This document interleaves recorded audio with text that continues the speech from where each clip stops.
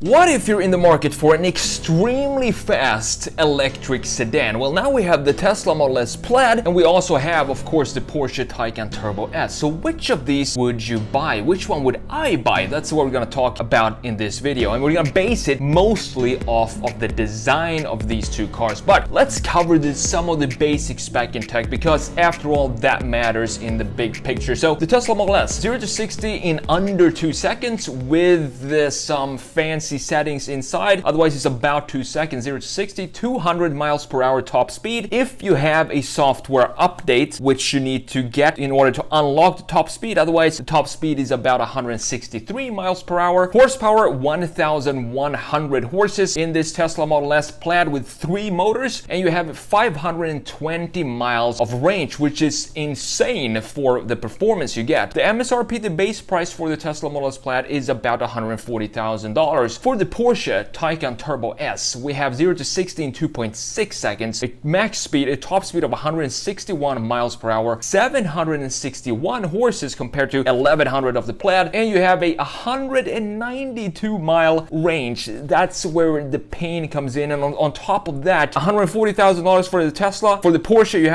have to pay $185,000 for the base price. What I want to show you here is discuss the design. So talk about the conception of these two cars, from early sketches to concept to production, and how much of the original design language actually carried over into the production. So that's what's really interesting about both of these two cars and electric cars in general, because now it looks like when we have the electric platform here, we don't have the engine in the front, we don't have a transmission, we can throw all that out. We have a platform of batteries, which allows us to have concepts that will look very much like the production version, because they don't have to adjust the shape of the car to turn them into production cars. So I want to start with the Tesla Model S here, and just look at this design here up top. This is from 2009, I believe this concept came out, which means that it would develop in the mid to kind of late 2000s, and we still have a very similar design today in the production. Down here we have the Tesla Model S Plaid, which you can see by these wheels right here, and of course the 2021 model with the upgraded trim pieces are now black right here around the window. Door handles and this piece right here, all of these are now black instead of chrome, and I think it looks 10,000 times better when you have the black parts right there instead of the chrome. It looks a little the retirement car look when you have the chrome. Let's have a look at the design here and what actually carried over to the production. We can see that the basic shape of the car with the shoulder lines and the overall proportions and even the graphics of the lights and the grille here carried over to the production version. Yes, this is the facelift, the Tesla Model S, obviously. When it came out in 2012, it had a similar grille to the original concept right here, and I think it's really cool to see how everything carried over very well here for the Tesla moving into production. Even the stance of the car, which is something that you often lose when you go into a production form. So let's have a look at the rear view here of the concept. You can see that the taillights of the concept were a little bit, I think they're a little bigger than you have on the production version, and you have also the chrome here, of course, you can see in the trim pieces right here, which is different from the 2021 model, and some parts of the diffuser down here is a little bit different from the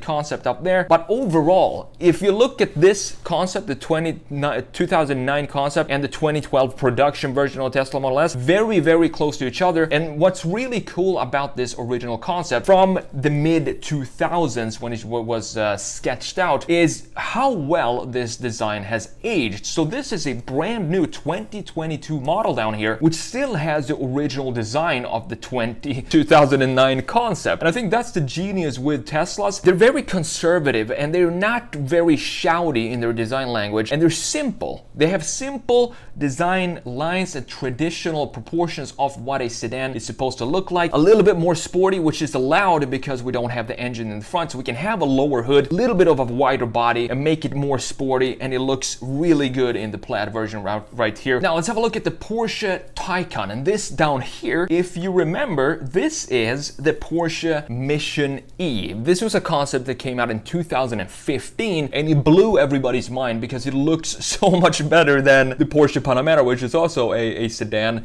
And this just shows that Porsche knows now how to make a proper looking sedan without it looking like a really weird shape in the back like the first generation Porsche Panamera, which was just horrible to look at. And look at the transformation here into the production version of the Porsche Taycan Turbo Model S up here. I love these wheels. I've heard a lot of opinions about these wheels where you have the white inserts, but I love it. I love that they turned that into a production version as well. Even though these have a little bit of a deeper dish and they look a little beefier and wider, it still transforms very well into the production version. The proportions overall, the big difference here from the production to the concept is in the front end of this car. As you can see, we have a lot more fluid lines here, a lot more emphasized curvatures right here, which didn't really make it into production, which is kind of sad, because this looks really good. It looks like the body of the car is almost like hugging the wheel more here. It's kind of laying on top of the wheel arch instead of just being flat on top of it like this. We have more emotion in this concept right here, and it looks like it's a little lower in the front as well, but stuff like that's things you still need to do to adjust into production. That there are still rules you need to apply even when it comes to electric cars. Overall, a fantastic transformation here by Porsche as well, from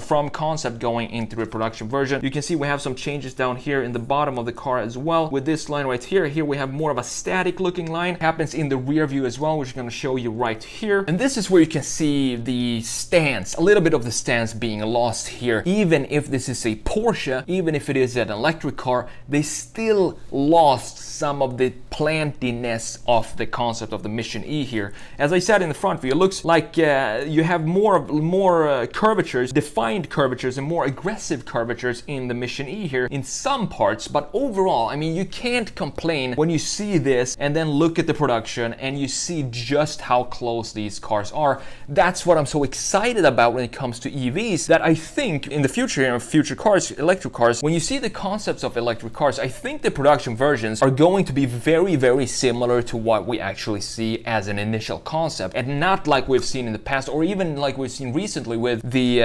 visive concepts of the Subaru STI, and then they come out with the STI that they just came out with, which totally loses everything about the visive concept, the beefiness, plantiness, the aggressive front end and the rear and the fenders, and also the Subaru DNA just got kind of melted and faded into their production version. I don't think we're gonna see stuff like that when it comes to electric cars, and Tesla and the Taycan here are just proof of that. In addition to the Audi e-tron GT, for example, looks very much like the concept car, that one too, but at that case too, they also lost a little bit of the plantiness of the car. If we want to have a planted car like this and the fitment of the wheel inside the wheel house like this, we could easily make that into this production version. We just need maybe some spacers and maybe an inch larger wheels. I mean, those are details, but overall, if we look at the design and the graphics and proportions of the concept to production, it's very spot on. Even this design here, this little chamfer here, as you can see, it almost exactly the same chamfer in the concept Mission E down here. Look at how similar these two are, and this is something we've never seen before going from concept to production. I think it's really cool. In addition to that, we have the change, as I said, in the lower part right here, more static in the production version, which is kind of a shame because I really like this curvature down here, and that goes in the rear diffuser as well. As you can see, this is a little bit more static and harsh corners here and combinations of lines. If you look at the smooth lines that goes here, which is just beautiful. I'm not sure why they couldn't put this part in production and instead went with a bit of a harsher line and design in the rear end of the Porsche Taycan compared to the Mission E.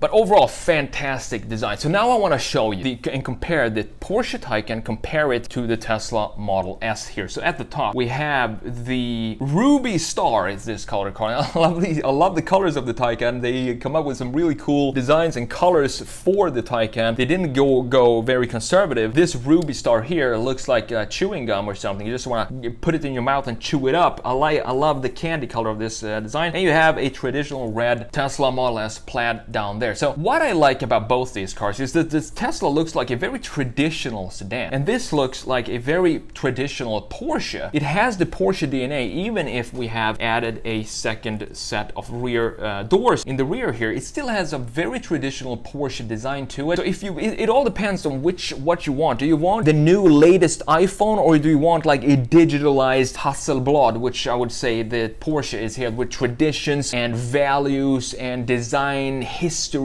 Or do you want the new kid on the block, which is just crazy in performance but doesn't have any history? So it's all up to the buyers to choose which one they want, of course. But if it was me, if we look at this, I really love the design of the Porsche Taycan, but I can't go. I know this is supposed to be about this design. If I had to pick the design, which design I like the most, if we go to the design, I would pick the Porsche. I love the Porsche design and I love Porsche as a brand overall. I think it's just a cool EV. I can't, however, justify the price, $185,000 compared to the Tesla's $140,000. And then we have the range issue, over 500 miles with the Tesla Model S Plaid, and you only get 190 miles with the Turbo S, which is totally unacceptable in today's world. I also want to show you one thing that I don't understand with the Tesla Model S. I don't know why they haven't updated this yet on the Tesla Model S. They have it on the Model Y, they have it on the Model 3, they have it on the Model X as well, but they don't have it on the $140,000 Tesla Model S. And that is the taillights here. They still have old style LED like blobs in here instead of having an LED bar that is in the shape of this like we have on the Model 3 and every other Tesla. I don't understand why they just updated the Tesla Model S and they still kept the original light design and light assembly from 2012. Even though they updated the front end, they didn't update the rear end, and that would be one thing that would annoy me very, very much if I owned a brand new 2022 Tesla Model S. And every time I looked at the taillights, I would be so annoyed and don't understand why they wouldn't update to a more modern looking taillight, especially if you buy the Plaid for $140,000. You want to have modern looking taillights. I hope they will update that at some point, but at the same time, the Model S is getting very old now, so it's maybe time to update the entire Model S and come out with a new model. But I think that's just a detail that they decided to save money on, and they didn't want to update and insert an LED lamp right there. But I think it would be worth it. I would pay $1,000 more in price if they just chose to update the taillights. And then we have this green, this gecko green Taycan Turbo S up here with these wheels that I'm not really a huge fan of. If I was to get a Taycan Turbo S, I would most likely get it in this color right here in this spec because it looks exactly like the Mission E. Now what's really interesting when you look at the side view of both of these two cars and compare them, because you might think that the Tesla Model S and the Porsche Taycan are very unusual, very different cars, but in fact when you sketch out the key lines for both of these cars, let's just sketch out the Taycan's lines right here and let's see what happens when we apply these lines onto the Tesla Model S. I haven't done this yet, so this is going to be a first for me as well. So let's just copy these two lines or these three lines and apply them onto the Tesla Model S. And you can see just how similar these two cars are. Yes, the Porsche is a little bit lower when it comes to the shoulder line and the roof line as well, but in general proportions of these two cars, they're very similar in design and in style, and most importantly proportions. So styling and graphics has a big deal in car design. This is how different you can make them look based on the same package when it comes to the proportions. So which one would I buy? Well, as I said, the price here is a big deal. The price and the range. What do you actually get for the money? So if these were the two options I had to choose from, I would choose the Tesla Model S. But then again, Porsche Taycan S Turbo S comes as a cross turismo, and that means that we have a off-road Porsche Taycan wagon, and I can't think of anything cooler than that. Even if it has a 200-mile range or something like that, I just can't say no to that car. So if it was between the Model S and the Cross Turismo, I have to go with the wagon design. But if it was between these two, I'm gonna have to go with the Tesla.